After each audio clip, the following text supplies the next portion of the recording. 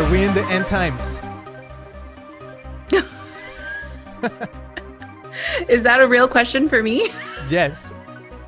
I don't know. I don't think so. Okay, why not? I mean, I guess in a certain sense, yes, in the sense that the return of Christ is imminent and we are in the end times in a certain sense, the way Jesus talked to his disciples about. But I don't think that we can really make pretty harsh judgments about things like that. I don't think that we're supposed to be predicting the time or looking at the signs in a way a lot of people do, and especially not in a fearful way that a lot of people tend to. So I think I can say no with the asterisks of I'm not certain. Nice. Caitlin Shies, welcome to the Christian Podcast, and welcome everyone that's watching. My name is Beto Gudiño, broadcasting a signal of hope right here from the bunker in Costa Mesa, California. And today's guest, well, you already heard it. She's in Texas, but she's from Colorado. And she's the author of The Liturgy of Politics, a spiritual formation for the sake of our neighbor. And I've been reading this book. Actually, I have it right here. It's so good. I'm looking at the other camera, but it's so good. Highly recommend it. Check it out. Plus, no, the cover, it's just attractive and beautiful. I like the colors. This is so good. How do you feel writing this book?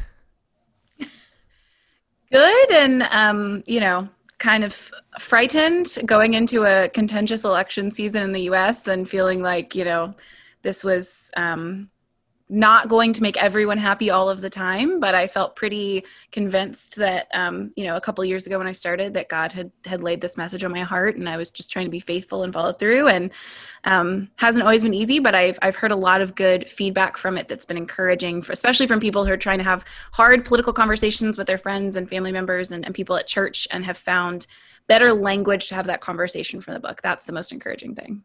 Mm-hmm. Yeah, and it's beautiful. I love reading it because I feel like almost like this podcast, like we're just chatting, because you have so much like cultural context, but also it's full of scriptural references.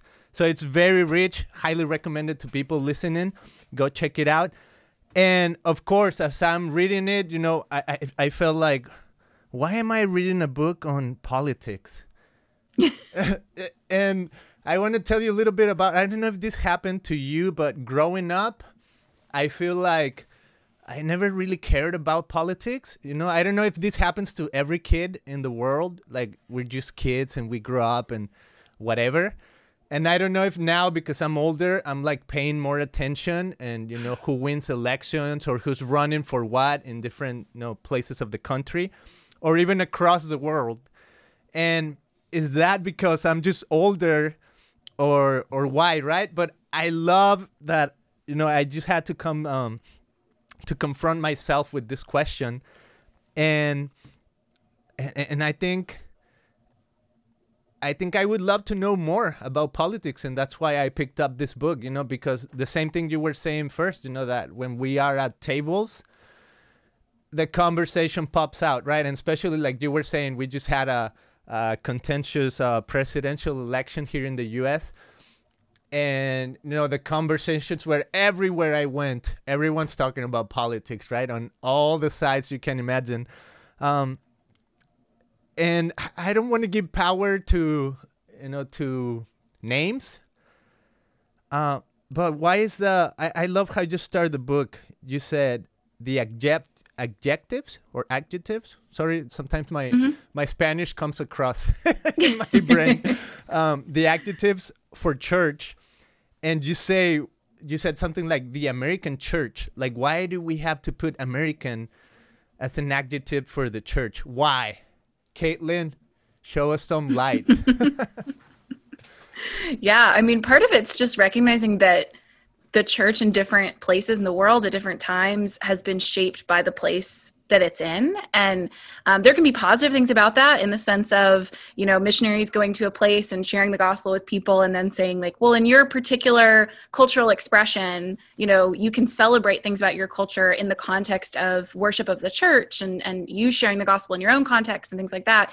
And then there's the negative sides of it, of places and times where the church has been negatively shaped by the place that they're in, either by kind of being in a country where it's like, you know, the most important thing is loyalty to that country and your patriotism, even your nationalism, using the church or the faith of individual people to kind of support negative things that the country wants to do. And I think in America, we can say it's been both, that there's like distinctly American things about churches in America that are good and some things that are bad. And it can be helpful for us to say, I think especially when I was writing the book, I was thinking there are things I want to say about the church, but I want to say American. And sometimes I even say white, because that doesn't apply to all churches. There are churches all around the world that are not doing the same things that churches in America tend to do, or having some of the same problems that churches in America tend to have. And so part of it for me was an acknowledgement of like, I don't want to step outside of my place and try and say things to churches and other places that this isn't true. And also to kind of speak to like my people. Like I grew up kind of all around the US. I was a military kid. And so there were things about churches all over the country that were similar, and trying to pull those out and say, not to just say all of those churches are bad, but to say what are things where we've been negatively shaped by the country that we are in, the cultures that we're in, and how can we repent of those things? How can we learn from those things? How can we grow and be better and respond and be more cognizant of the place that we are in and how it could be both negative and positive? Mm-hmm. Yeah, that's very interesting, because I grew up in, every episode I say this, but I grew up in Guadalajara, Mexico. It's a city in the state of Jalisco. So kind of like almost like central into the west of Mexico. But interestingly enough, you know, Mexico is like 90 whatever % Catholic, right? And I grew up actually in a Protestant home. And yes, like you're saying, you know, I remember growing up and going to church, of course, and this church was influenced by American missionaries, right? Because they planted the church. And it's interesting because you know how here in America, like you're saying, you're traveling as a military kid and like seeing like all these different types of churches, and you see the similarities, right? And I could imagine you coming to that church in Mexico and finding a very, very, very similar tone to some of the churches here in America. So for like one example, I don't know if you, I mean, I'm sure, but do you remember that, like the Christian flag? Mm-hmm. It's like blue and like Turkish blue with white, and then it's like a red cross somewhere. Right? So you go to an American church, some places, right? Not everywhere, but you go, and then there's that flag on the left, and then there's the American flag on the right. Yeah. And then, you know, the preacher in the middle or whatever. Well, in Mexico, in my church, we had the Mexican flag and we had the Christian flag. Right. So I guess in a sense it's representing that, you know, those missionaries come in and, hey, you got to be not you got to be, you know, but if they were proud of their nation and stuff, it's like, oh, you know, you should be proud of being Mexican and also having the flag. Yeah. But it's a very, now it seems like a very, well, at least to me, it almost seems odd, you know, that a church would have any type of flag. Even the Christian flag, you know, looks a little, I don't know, weird. But tell me about these ideas that you talk about in your book. And I mean, there's so much in the book where I could go, but I love the idea of ultimacy versus penultimacy. And now some of the things I wrote here, I even forgot where I got them from. I mean, they're from your book, but now as I'm reading them, I'm like, how did I come up with that? So for example, I'm going to tell you one thing I kind of grabbed by reading your book. And then I said, oh, this is something I want to make a goal for Christian podcasts. And I'm going to read it because then I was like, oh, this is pretty cool. So by reading your book, you somehow inspire my mind to say, Christian podcasts, our goal is to broadcast hope in a non-propositional way, but through conversation, empathy, and respect. And then in parentheses, I put peacemaking. And now I'm reading this, I'm like, what? Did I write that? But it was inspired by your book and what you wrote. So tell me about these ideas of ultimacy, penultimacy, and I love the idea of proposition. I don't know. I think this is a little no different idea, but propositional information, data, versus effective information. But can you just elaborate a little bit on those? Yeah. So the idea of kind of ultimate goods, like as Christians, we would say, our salvation, the redemption of creation, the worship of God, what it really means to be a flourishing human who is oriented towards love of God and love of neighbor.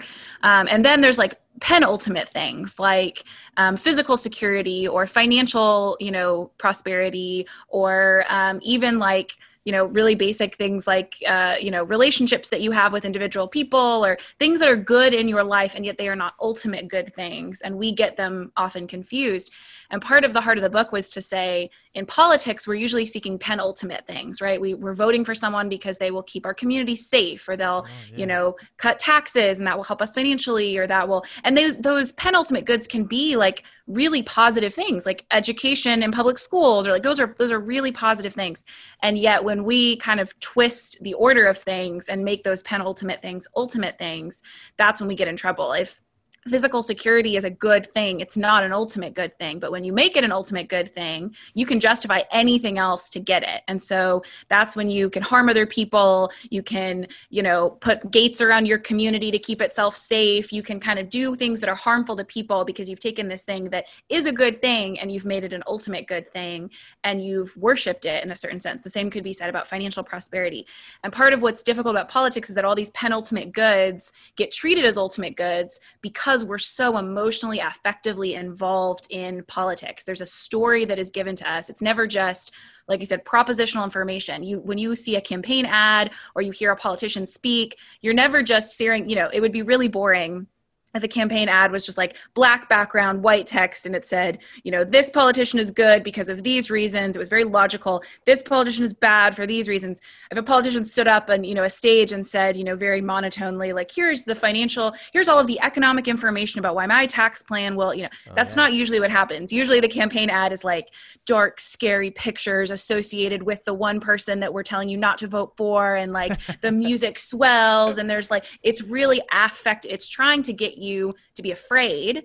And then if it's a positive campaign ad, the example that I give sometimes is Ronald Reagan, during his reelection campaign in the 80s, had this ad called It's Morning in America, where it was like rolling hills and a white picket fence family, moving into their new home, and farmers, working on their fields. And it was this really beautiful picture. And there was economic statistics, overlaying all those pictures, but no one was paying attention to that. They were paying attention to the way these images and the sounds and the emotions, like all of that was captivating their hearts on a different level. And so the important thing is that it's not just to say, oh, you're being emotionally swayed, you should be more logical. It's to say that human beings were made to have both reason and emotion, and we are always formed by both of those things. And too often the church has responded to politicians, to advertisers, to the media that are forming us affectively, and the church has responded with information. Here's a Bible verse, here's a sermon, here's just, an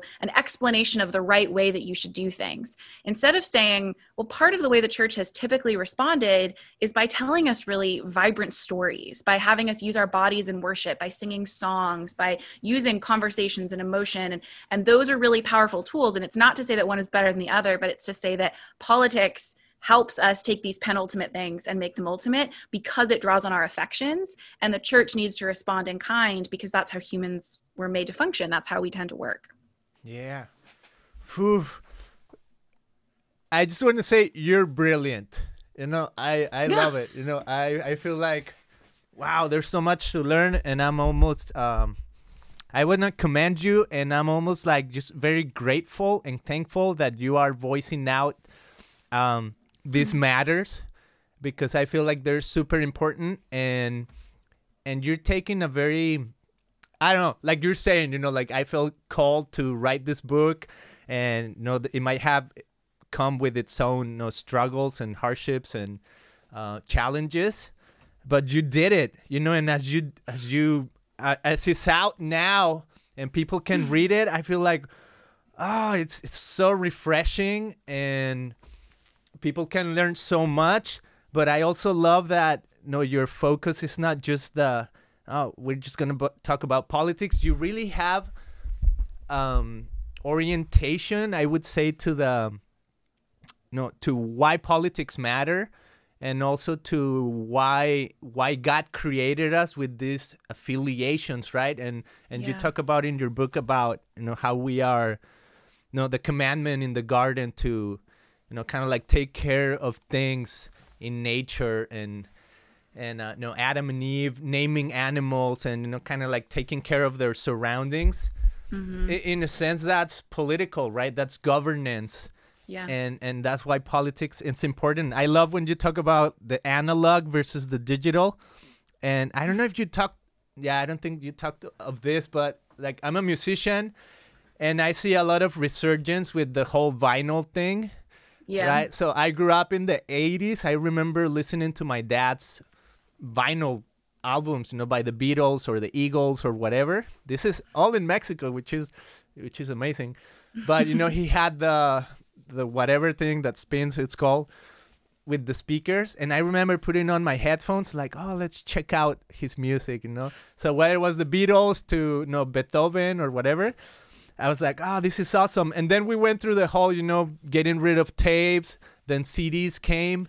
And now 30 or 40 years later, we're back to like people wanting like this analog experience versus a digital, right? Where do you think this comes from? Why do you think we're especially, as I see that you're super young, and you're giving a really fresh voice, to the world. Where do you think this comes from? This idea of analog versus digital, and like going back to the analog. Mm-hmm.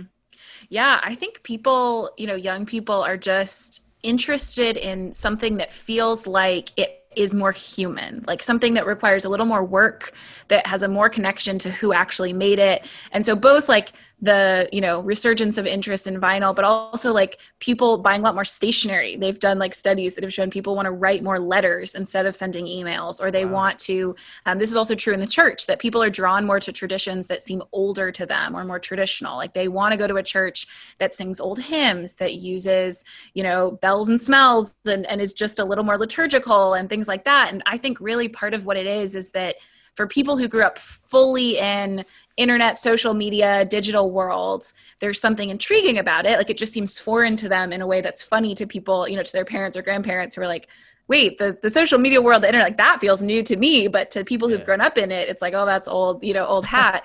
But I also think there's just something about being drawn to things that feel more connected to tradition and things that feel more rooted in something. Like everything changes so quickly with technology now. Social media changes so quickly. Even what like apps people are on and how they communicate, it all is so, quickly changing. I think a lot of young people are like, I want to do something that feels rooted in the past. Like it's not going to just float away as things change. It's going to be connected to something larger than myself. And then I apply that in the book to thinking about how churches that are desperate to keep young people, that's always a conversation. I work in a local church. We're always talking about like, how do we keep young people? How do we get young people interested? And the people who are older than me tend to think, we get cooler coffee, we, get a fog machine, we do things that feel like young and hip and new. And I'm like, I don't think that they can get that anywhere. They can go to a really cool coffee shop, they can go to a concert. What they're really looking for is something that feels rooted in the past. And so it's not just about them, it's about something bigger than themselves. And so an interest in older things that actually require your hands to create. I think that's another like part of this too. People are interested in like embroidery and like, making things with wood, and like there's just an interest in like craft and tradition. And it's not just the old part. I think it's also realizing my entire life is lived, especially right now during, COVID-19, my entire life can be lived online. And there's, I think, a looking for something that requires our bodies, that requires our hands to make things, that puts us in community with real people face to face. And I think especially as we move out of COVID-19, like if that, hopefully continues to happen, then I think people will continue to be looking for things that feel older, that feel personal, that feel like it requires their bodies and their hands to make things, and they're being face to face with other people. Wow, that's amazing. I was thinking the other day about this idea of orthodoxy and orthopraxy. You know, so basically the right beliefs and then the right actions, right? And I just had this image of orthodoxy being, let's say, the moon, and orthopraxy, the sun. And then this beautiful image of how those two come together in a full solar eclipse. And they match perfectly, right? And I feel like when I think of Jesus, to me, he's that perfect image. He's like the sun and the moon combining into one. And that's what I would call congruency, or there's another word, integrity, right? When the right set of beliefs are lived out and put into action, right? So I think, no, it makes more sense. And I wanted to ask you about this idea of somewhere in the book you talk about like the hypocritical kind of approach to things. Let me see if I have it here.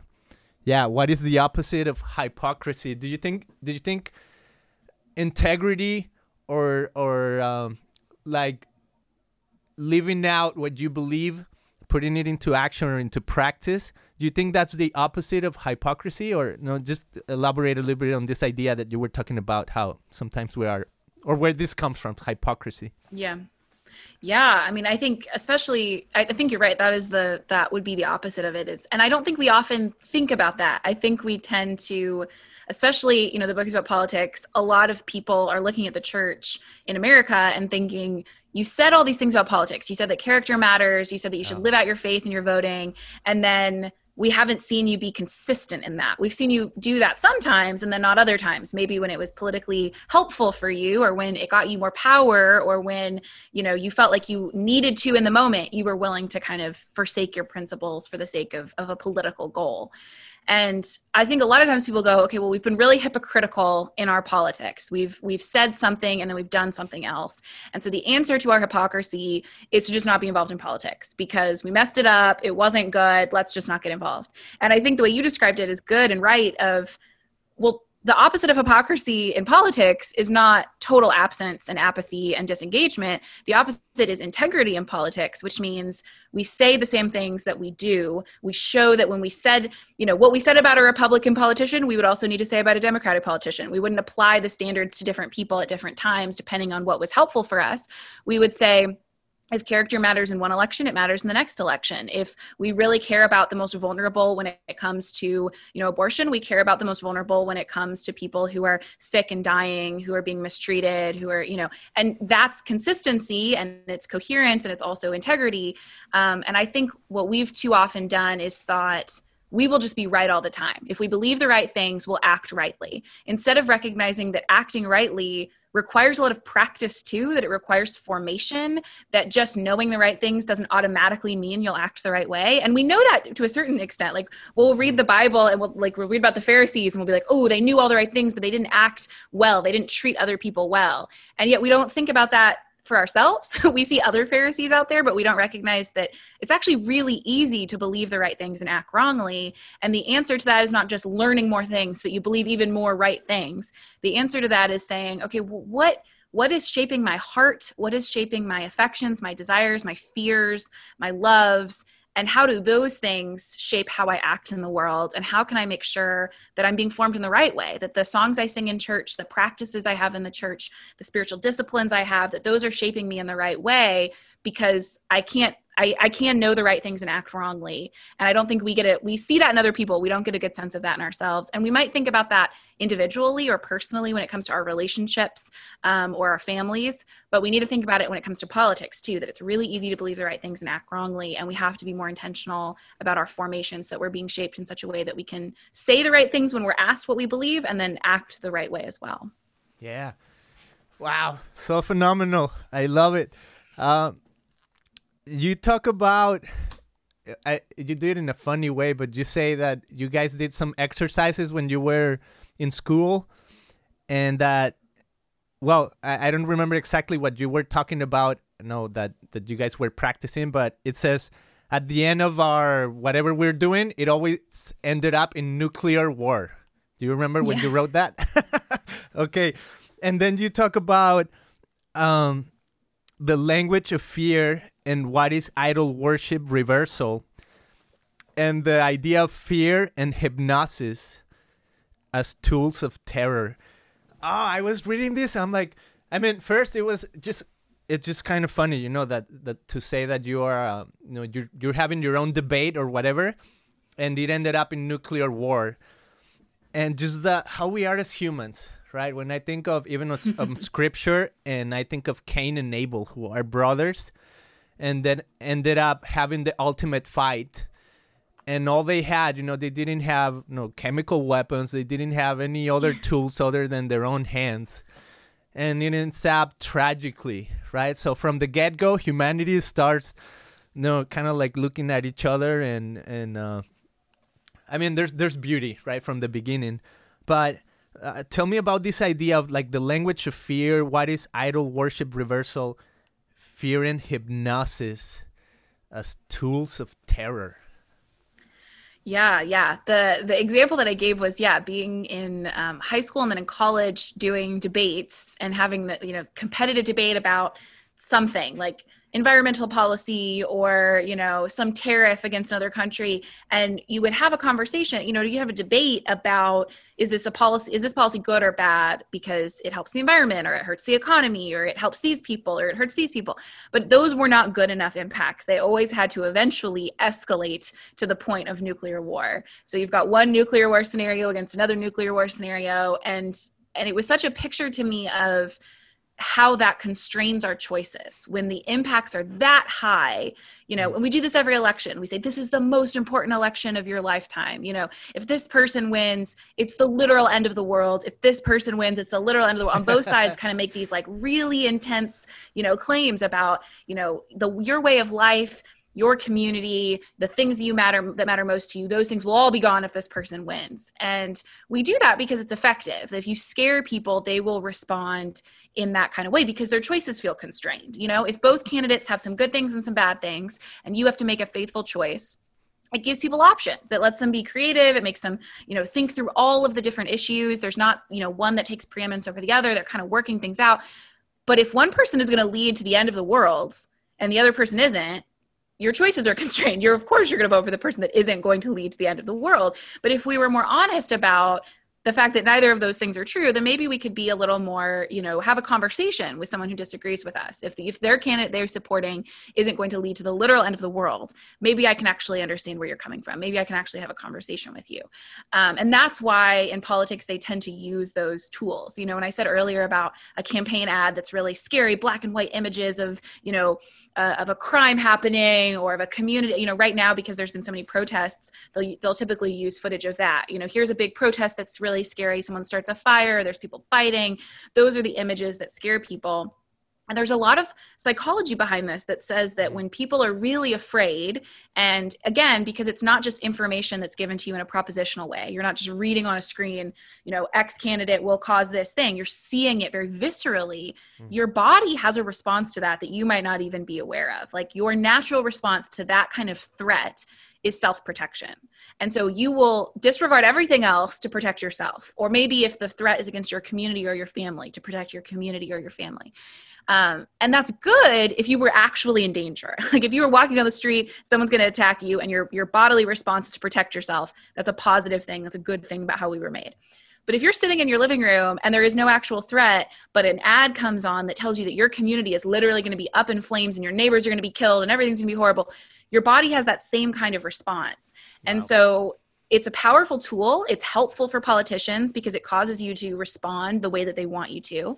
And yet for Christians, not only is do not fear, such a frequent command that Jesus gives his followers, but he also presents sacrifice and self-sacrifice as one of the ultimate good things for you to do. So when you're presented with something to be afraid of, very often the response, at least in scripture, especially in the New Testament, is you sacrifice for other people. Threats coming, you don't protect yourself. You sacrifice yourself for the sake of other people.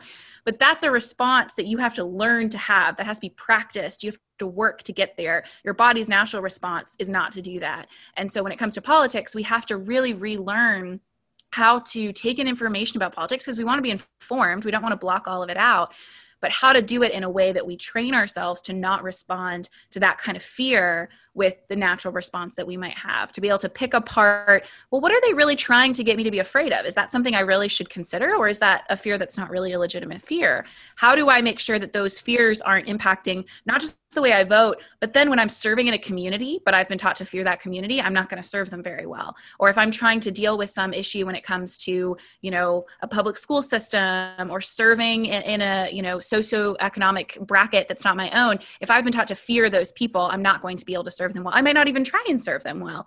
And so really working through as Christians, not only how to pick apart those messages of fear, but how to train ourselves in our spiritual disciplines, in our worship, in the songs we sing, in the prayers that we pray, to not be afraid and to practice self-sacrifice for the sake of other people. And this is, I mean, when you talk about these commercials, right, or these whatever, TV commercials or ads or whatever, is that part of when you say hypnosis? Is that part of that, or is hypnosis? I mean, to me, hypnosis sounds like, a guy, waving the little thing and saying, "You're gonna obey me. You're gonna do what I want."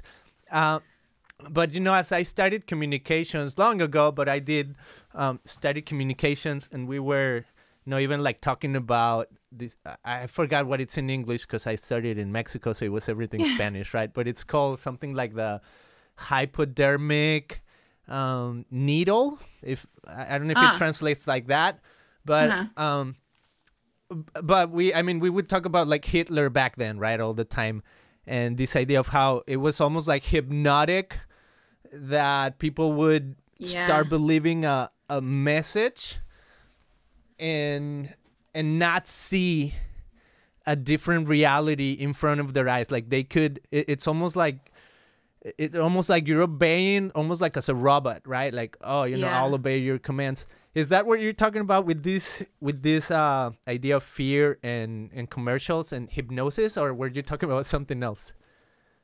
Yeah, I think in the book, the hypnosis line comes from a quote where it's a couple of scholars talking about what happened during the Cold War and the threat of nuclear weapons.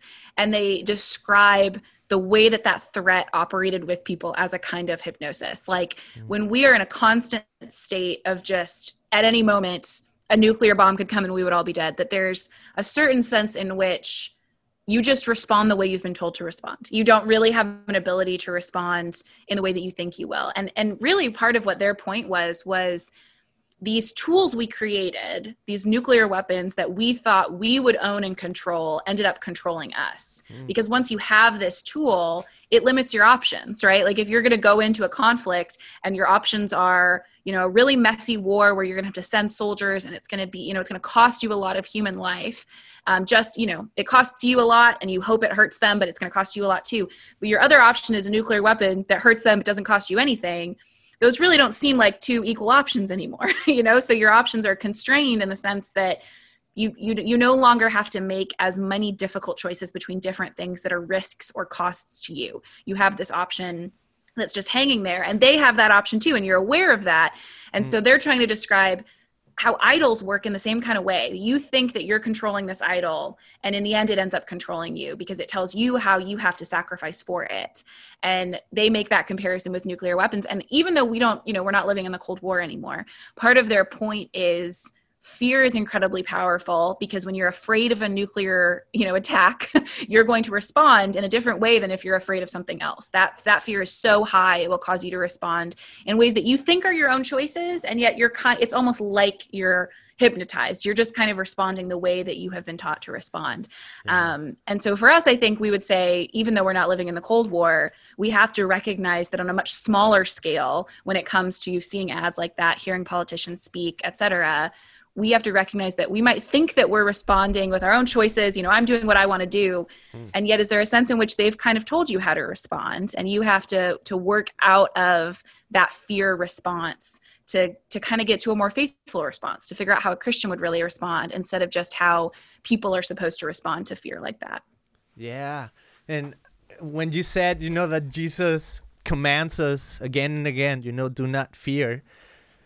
I can't help but think of the days of early Christianity, and even the times of Jesus. Right after his resurrection, people are in the upper room with doors closed because they're afraid. Yeah. And he shows up.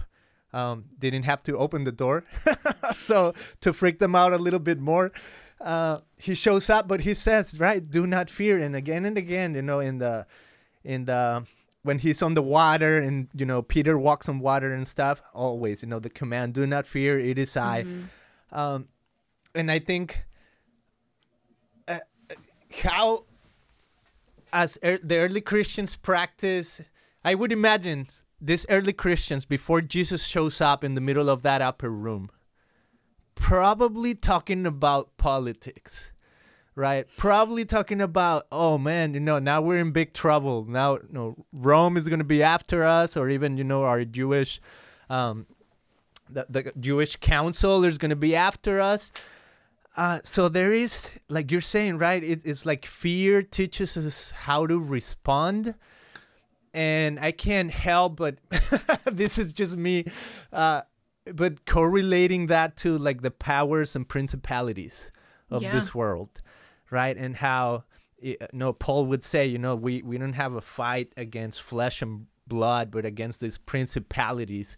And how even as, Jesus faces the temptation in the desert, like one of the temptations is, hey, I'll kind of like, I'll give you the kingdoms, right? I'll give you all this city that you see will be yours. Just bow down and worship me.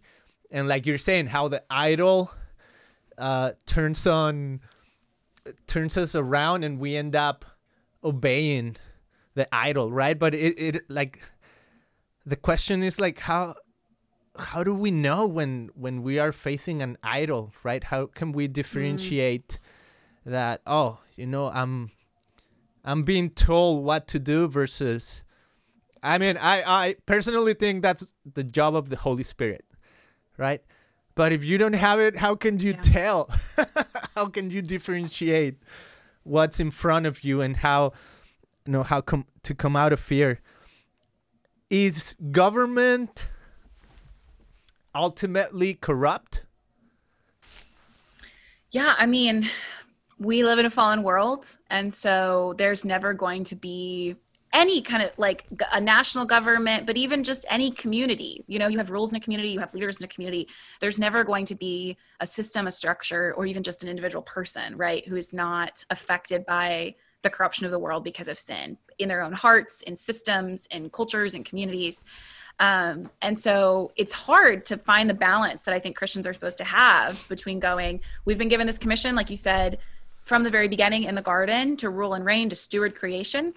We have a picture in Revelation of, the New Jerusalem, of a city of redeemed creation in which we will be in a community that has, a structure that has norms for how we interact with one another, that we serve, we do things to, to help each other. That's a community. That's a kind of, political world that we will be in one day. And so there's the good picture of that. And just like everything in the world, created good by God, awaiting redemption, and yet in the middle, corrupted by sin. And too often Christians kind of pick one end or the other of that. Either government is just completely good and we should trust it. We should, we'll go to Romans 13 about, respecting government authority, and we'll be like, okay, you just do whatever they say.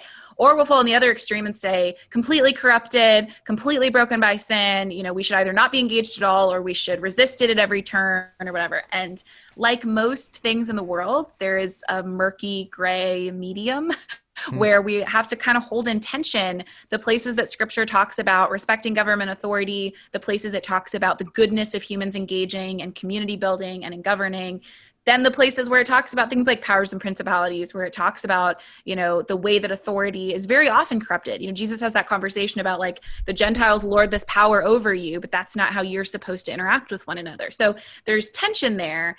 And most of the time when we get it wrong, it's because we've taken a tension that's in Scripture and we've gone, I don't like that tension. That's really difficult. I'm just going to pick one or the other. And we get in trouble when we do that. And it's really, there's entire Christian traditions of thought about politics that I kind of think pick one or the other. And they're going to overemphasize either the brokenness or the goodness. And we have to kind of live in the middle between those two, recognizing that it's created good, broken by sin and will be redeemed. Not that, you know, any system of government is created good or will be redeemed, but that humans working in community, that in and of itself, created good, broken, and will be redeemed. And what it looks like in eternity, we have pictures of in Revelation. We don't really know. You know, it's impossible to kind of guess exactly or to speculate too much. But I think at the end of the day, we can say there will be a way in which we build community together that will be redeemed. And so our goal now should be to work with the recognition that we will be sinful and broken as we try and do good things now, but try and create a glimpse, if we can, of what human community will look like one day when it's been redeemed. Mm-hmm. And this is kind of when, you know, the focus on your book, when you talk about spiritual formation and you have these different ideas like, you know, liturgy, prayer, Sabbath. There's what's the other one? Well, there's several, right? Mm-hmm. Fasting, right? And how these really shape us into the reality of a different kingdom, right? Yeah. So when I think, I mean, to me, it's just amazing to think, you know, Jesus is King of Kings, right? And Lord of Lords. And at the same time, like, you know, you've been saying we're part of this fallen world, but we've been given this commandment to, like, you know, go and govern the earth and, you know, take care of it. But at the same time, it's like when you submit your will to this other governance, is when it actually allows you to interact with that world in a better way, in a more, you know, empathetical way, with maybe a truer intention or purpose behind your actions that's authentic, right? That you're seeking the, like you said in the book, right? The flourishing of your environment, the flourishing of your city, the flourishing of humanity.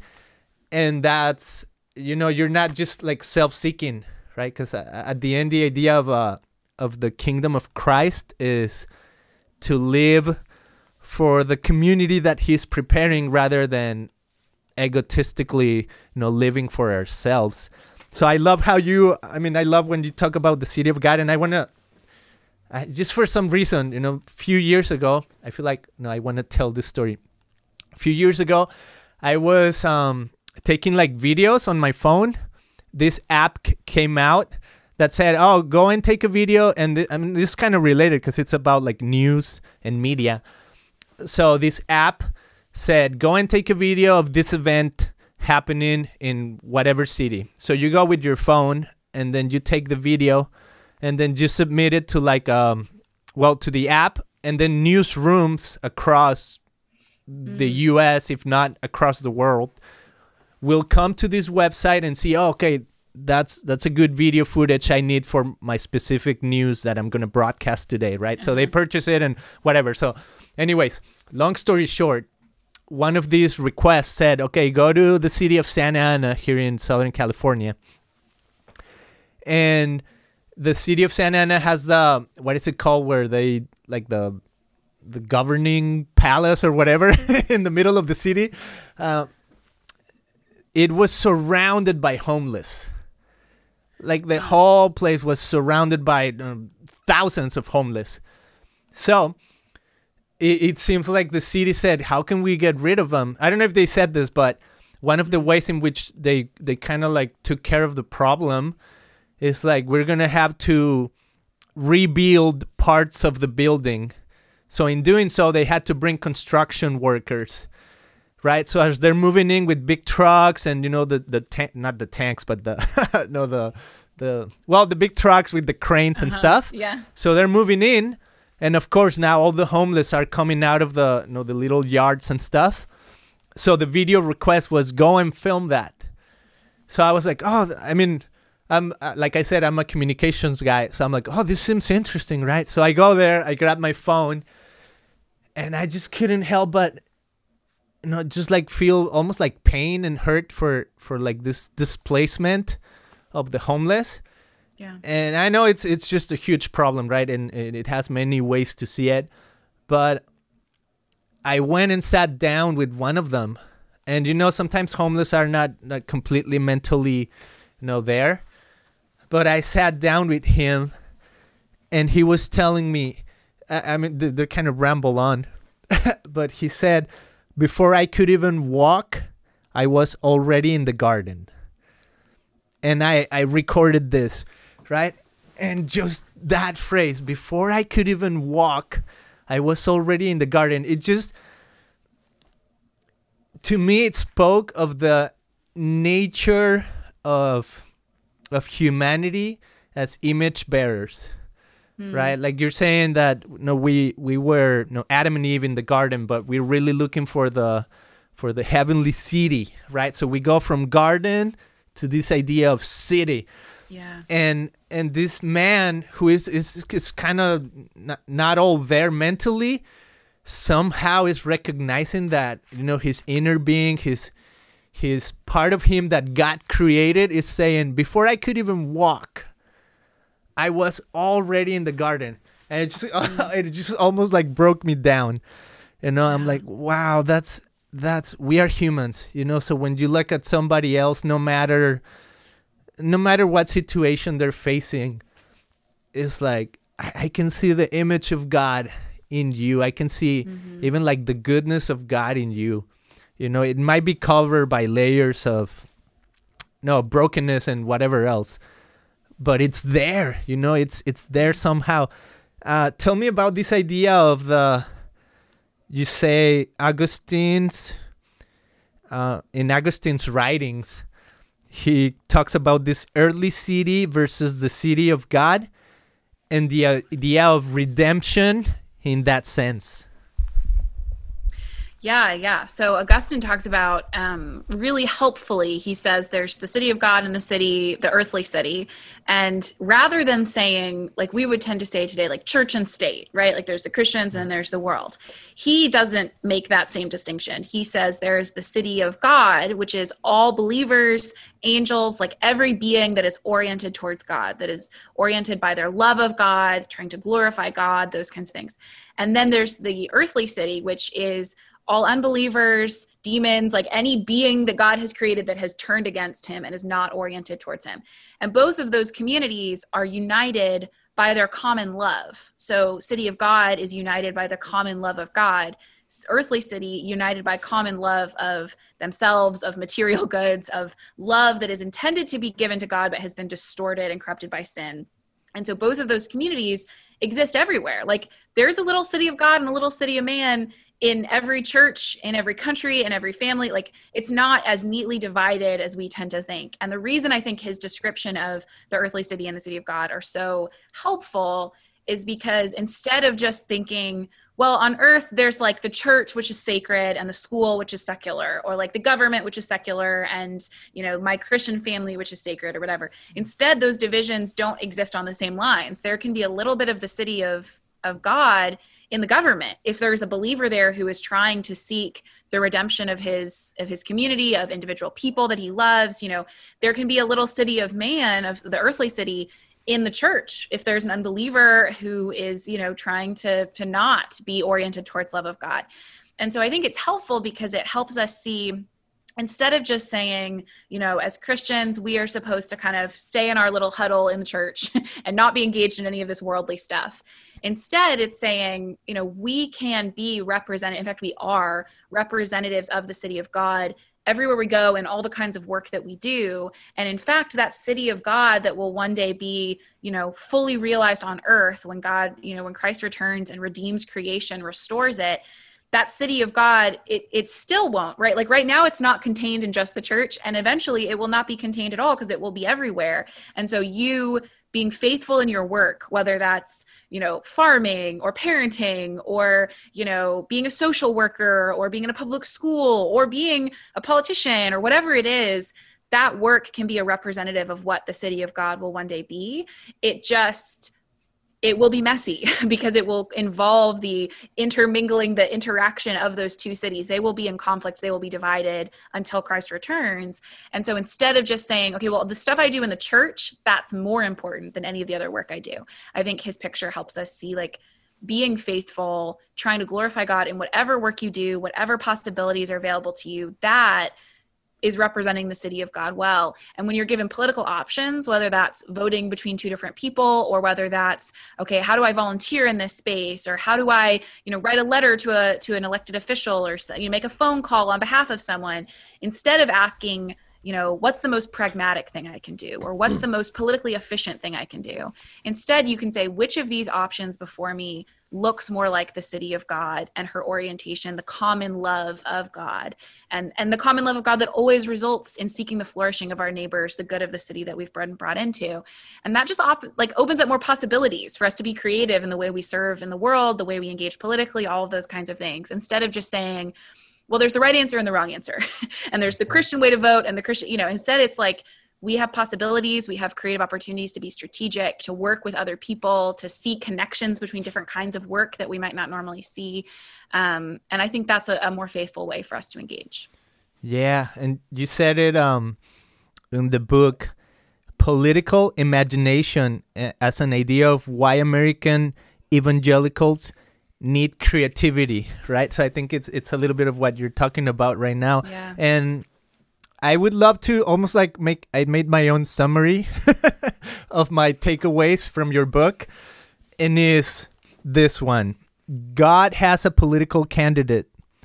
The king of God's kingdom is Jesus, and we are his ambassadors. That's my summary.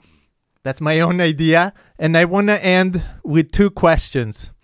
But before I get to the second question, the first question would be to your choosing. So I'm going to have 3 questions, and then you pick whichever you want of those 3, and that'll be the first question. Okay? So first option A. Why can't we serve 2 masters? That's A. And B. Why can the church be discriminatory? And then C. What's the role of community in politics? I think I'm going to go with C. All right. Because I like that question a lot. I think too often we tend to think of politics just in terms of, especially the presidential election. We'll be like, who do I vote for president?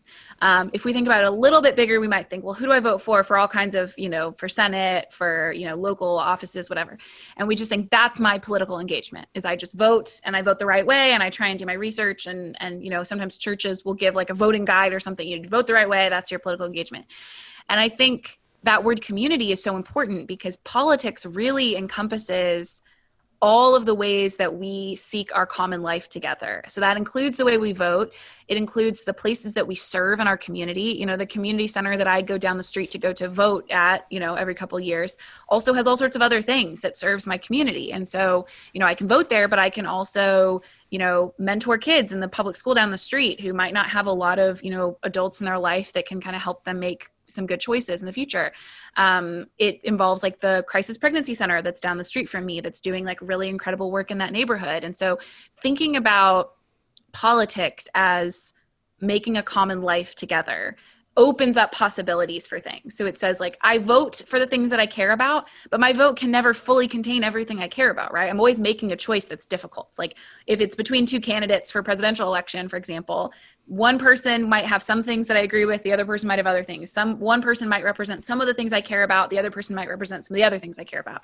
And so I make a choice, I try and be as faithful and wise as I possibly can, but that's not the end of the story. So if I had to vote for someone and they kind of represented some of the things I care about, but not everything, then how can I take those other things that I care about and serve in my community, or write a letter, or make a phone call, advocate for those things in all sorts of other ways? And too often I feel like in the church, if we're going to have a conversation about politics, it's make sure you vote the right way. It's not how can we as a community, because we are our own community as well in the church, how can we be a force for good in our larger community, not just by the way we vote, but by the way we serve, by the way we care, we take care of people if they have needs that we can care for, and not thinking of that as like, that's not political, but my voting is political. It's all political in the sense that it deals with our common life together. And I think the important thing about thinking about it in that all-encompassing way is that it just takes some weight off of our vote. Our vote is important, but it's not the end of everything that we can do for our community. We have all of these other things that we can do. And so it gives you a little, like we talked about, creativity, from some freedom to just, vote, try and be as faithful as you can, and then do all sorts of other things that represent all of the other things that God cares about as well. Yeah, well said. And as I think of democracy, and this is before I go to the last question, it's not a question. I'm just kind of like rambling in my thinking right now. This idea of voting, and even, your book and politics, it really is for as long as a democracy works, right? Well, in the sense of voting, but the idea of the kingdom of God is relevant in any type of governing way. Like, it could be a kingdom, it could be, right, the new world order, whatever it might be. The kingdom of God still works, and the kingdom of God is still expressed, like you're saying, in community, in relationships. And as I think of that, this is the last question, because I love coffee. And in your book, you talk about coffee and its relationship to politics. How is coffee related to politics? Yeah. So I gave an example in the book of how, coffee, like a coffee bean, this natural resource God created, and then we take it and there it is. We take it and we add human creativity to it. Someone at some point had to say, okay, I'm going to roast this thing. I'm going to grind it. I'm going to add hot water to it and create this drink. Over time, people added all sorts of other things to add to the coffee to, make it taste different ways. And that's, something we'll talk about. That's been an example I've heard, at least in the church, of like God's creation and then human creativity added to it. But the added level, I think, on top of that, and that gets into the politics stuff, is at some point someone had coffee before and they thought, I'd like to sell this thing. And so they created, a business to sell the coffee.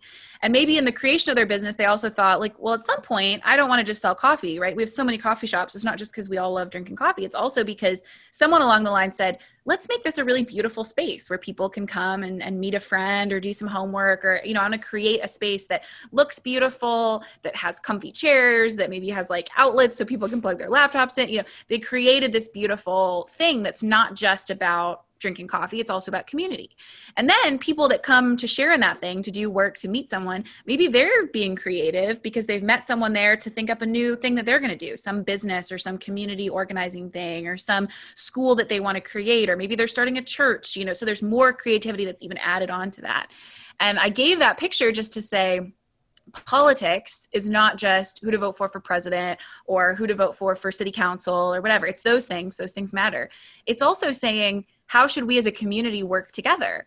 A coffee shop is an example of, at some point, someone saying, I want to foster a certain kind of community. So I'm going to create a space that does that. I'm going to create a space that welcomes you to have, your meeting or your homework. There are other coffee shops that don't do that, right? Like either the chairs aren't comfortable, or they don't have a lot of space to work, or the coffee isn't good, or whatever. That's a decision about how to create a community or not to create a community. In the neighborhood that you put your coffee shop in, that changes what kind of community will be there. And so to me, it's a picture of, from the very beginning of creation, when God has given us these natural resources for us to add creativity to, there will always be situations in which we will end up figuring out, what are the rules for how we relate to one another? What are the rules for the way our community will function and organize? And I think a coffee shop is a good example of, we all are bringing our creativity. We're all kind of making something, whether that's the coffee that the person who owns the shop creates, or whether that's the, business ideas, the church that's starting, whatever. And there will be rules and norms for how we relate to one another in this space. And those things are true when it comes to the roads that we, make, the schools that we create on a really broad level, but it's even true in a small thing like a coffee shop. Mm-hmm. Love it. I feel like the coffee example, right now I'm picturing like a microscopic take on politics. And I'm thinking of America in the world, almost as a macroscopic lens into how politics play a role in the world.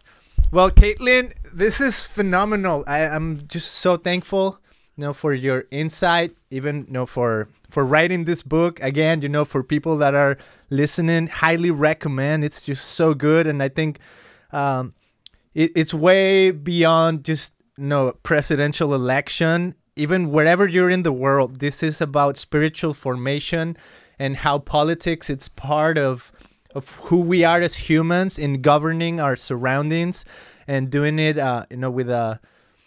with the lens of Christ in our approach and how we do it. So I think people are going to love it. People, it doesn't matter when you get it, please. It's so good. Do you want to say anything else? Do you want to pinpoint? For sure, we'll have the book on our website, but do you want to say, where people can find you maybe, or things like that? Yeah, you can buy the book wherever you regularly buy books, and you can go to CaitlinShess.com to find more links to the book, or to find, I wrote some prayers and practices for the election season, and even though the election season is over, there will be a new one before you know it, so you can also go there to find those. Yeah, so good. Thank you so much, Caitlin. You feel like we satisfied all the ideas of the book? Well, I guess not, right? But you feel satisfied with what you said? Yes, thank you so much. Okay, thank you.